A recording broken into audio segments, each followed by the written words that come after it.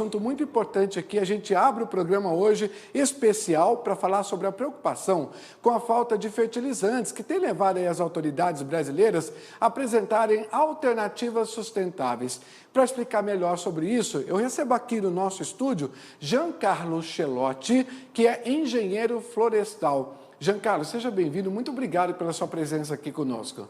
Obrigado você pelo convite, Marcelo. Espero poder esclarecer algumas dúvidas aí para o pessoal. Bom, a gente começa falando num programa sobre o clima que é muito importante a gente entender essa preocupação que o produtor tem, né, de faltar fertilizantes, como é que ele vai lidar com isso. E aí o pessoal deve estar preocupando, mas o que tem isso a ver com o clima, o que tem isso a ver com o meio ambiente? Tem tudo a ver, né, porque o fertilizante, de uma certa forma, ele está interligado com o trabalho que o produtor realiza ali no campo. Eu gostaria que você explicasse para a gente, há alternativa para a gente poder trabalhar isso?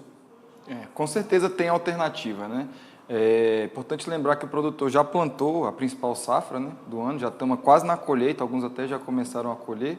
Então a gente tem uma folga para buscar alternativas até o próximo grande plantio nosso, que é a partir de setembro, outubro, né? Então é a partir desse momento, nós temos aí esse tempo para a gente se planejar. Uma alternativa bem rápida, que o produtor já começa a sentir os efeitos imediatos, é trabalhar a compostagem na própria propriedade rural dele, né? Através dos restos que sobram da produção, ele pode fazer a compostagem a céu aberto, não envolve estrutura, ele pode usar o próprio maquinário que ele já tem para revolver o composto e assim ele já diminuir a quantidade de fertilizante químico que seria importado que ele vai ter que adquirir. Assim ele já começa a reduzir um pouquinho o custo e não sofrer tanto com esse possível aumento de fertilizantes que vem aí por causa da guerra. Jean, a gente sabe que precisa primeiro as coisas acontecerem para depois a gente tomar atitudes, né? E agora essa preocupação geral das autoridades, dos produtores, todo mundo aí com a cabeça quente para entender como é que isso vai funcionar.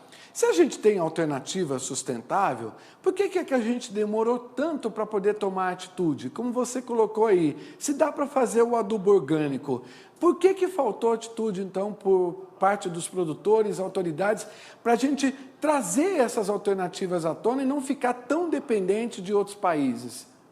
Na verdade, são vários elementos. Tem uma questão cultural nossa, né, de privilegiar esses adubos químicos, que são minerais explorados, né, mineração mesmo. E a legislação ela também demorou um pouquinho a evoluir, mas hoje ela já está bem madura, né? Já temos leis de incentivo à produção de biofertilizantes, fertilizantes orgânicos.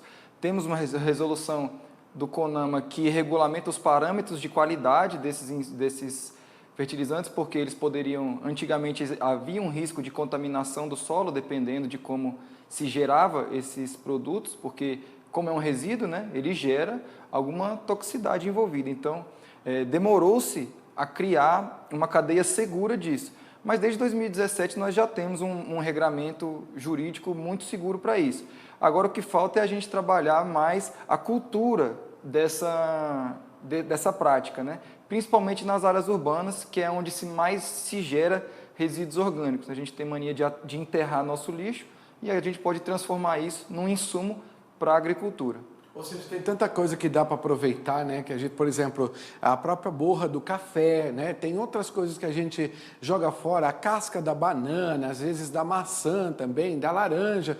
Tantos produtos ali orgânicos que dá para a gente fazer, tanta coisa que dá para jogar para o campo, fazer esse adubo orgânico.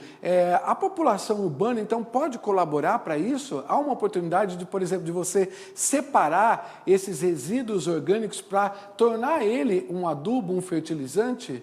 Na verdade, a cidade é a grande potência nesse ponto, né? Onde mais se produz resíduos sólidos e que é a matéria-prima para a produção desse composto que vai virar o nosso adubo orgânico. Então, é aqui na cidade que a gente conseguiria gerar as grandes quantidades. Para você ter uma ideia, na Alemanha eles conseguem aproveitar 68% dos seus resíduos orgânicos para a produção de composto. Aqui no Brasil nós estamos no 1%.